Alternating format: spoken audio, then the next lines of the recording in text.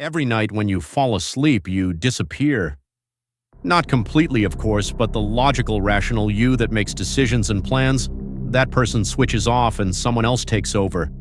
Someone who doesn't follow rules, who can't tell the difference between possible and impossible, who experiences things that never happened like they're absolutely real. You spend about 2 hours every night in this state, where your brain is nearly as active as when you're awake, but you're completely disconnected from reality. Let's talk about it. During REM sleep, which is when most vivid dreaming happens, something bizarre occurs in your brain. The emotional centers light up like crazy, particularly the amygdala, which processes fear and intense feelings. And at the same time, your prefrontal cortex, the part that handles logic and critical thinking and keeps you grounded in reality, basically shuts down. That's why dreams feel the way they do: intense, emotional, fearful. Your emotions are cranked up to maximum while your ability to recognize that something doesn't make sense is turned off.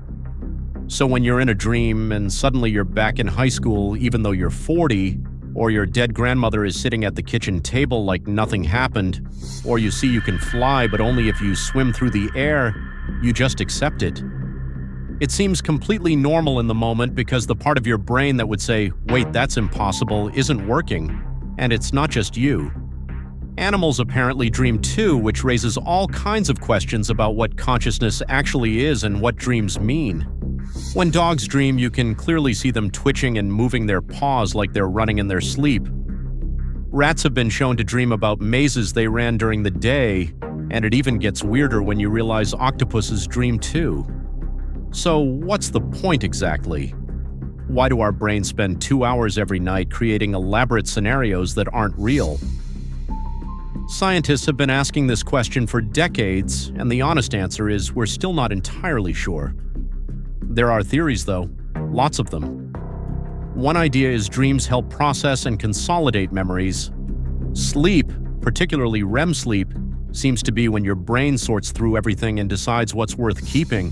So dreams might be random memory fragments getting activated and combined in weird ways. Another theory is dreaming regulates emotions. People deprived of REM sleep tend to have more difficulty regulating their emotions when awake. So maybe dreams are a safe space to practice dealing with intense feelings without real consequences. There's also the threat simulation theory that says most nightmares involve being chased or attacked. So maybe our ancestors who dreamed about predators and practiced running away in their dreams used that to have a survival advantage in real life.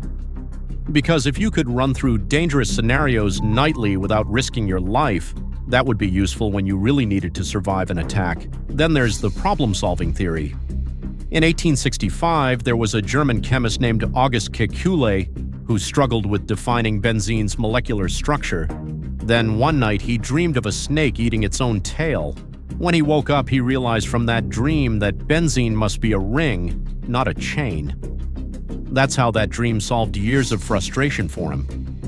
Mary Shelley is another good example for the problem-solving theory, as she got the entire plot of Frankenstein in a dream.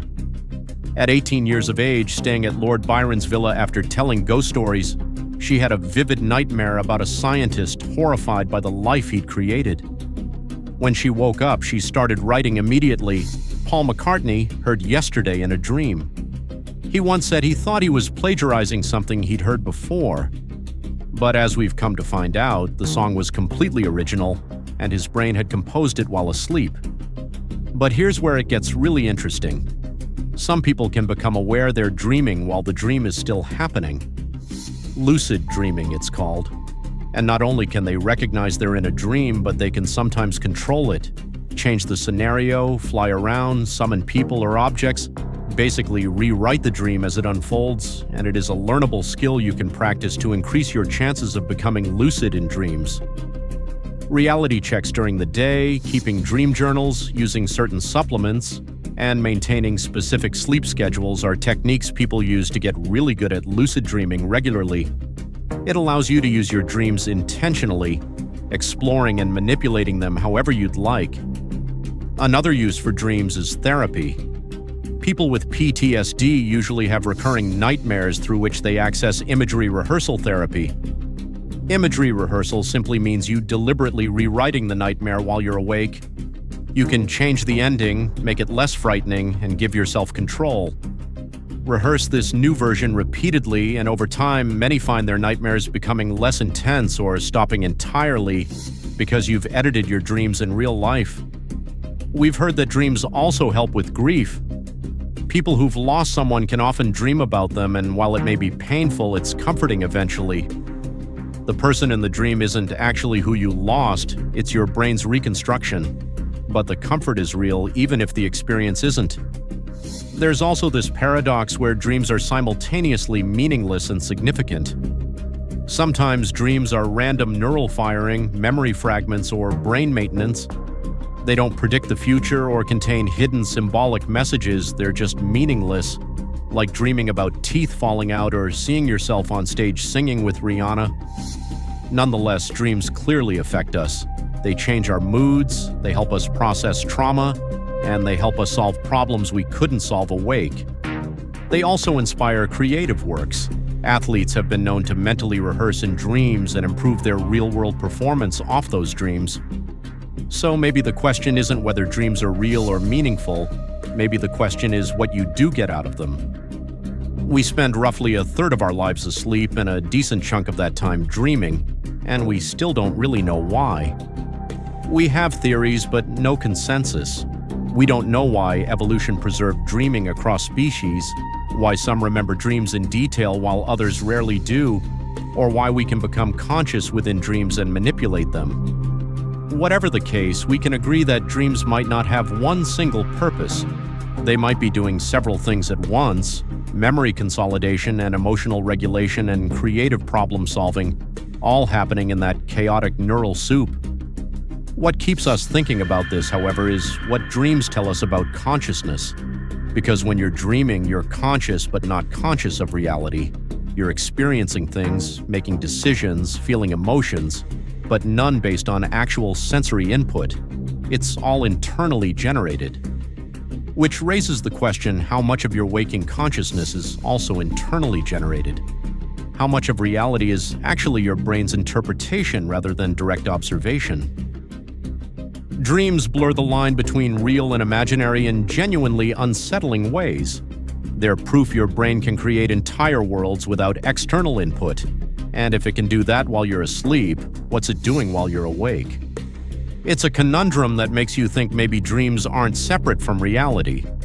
Maybe they're just a different mode of the same process, the process of consciousness. Maybe the only difference is where the raw material comes from, external sensors versus internal memories, but the actual experience of being conscious is fundamentally the same. We'll probably never fully understand what dreams are and how they work. They're too subjective, too personal, and too weird, but maybe that's okay. Maybe some mysteries are worth keeping. Every night you get to visit a world that operates on different rules, where anything is possible, where you're simultaneously the author and the audience. That's extraordinary when you really think about it. So tonight, when you fall asleep and that other you takes over, the one who accepts impossible things and flies and talks to people who don't exist anymore, remember that whatever happens in those dreams, it matters somehow. Maybe not in the ways you think it should, maybe not in ways we can fully explain yet, but it matters. If you enjoyed this video, don't forget to like, comment your thoughts, and subscribe. We'll see you in the next one.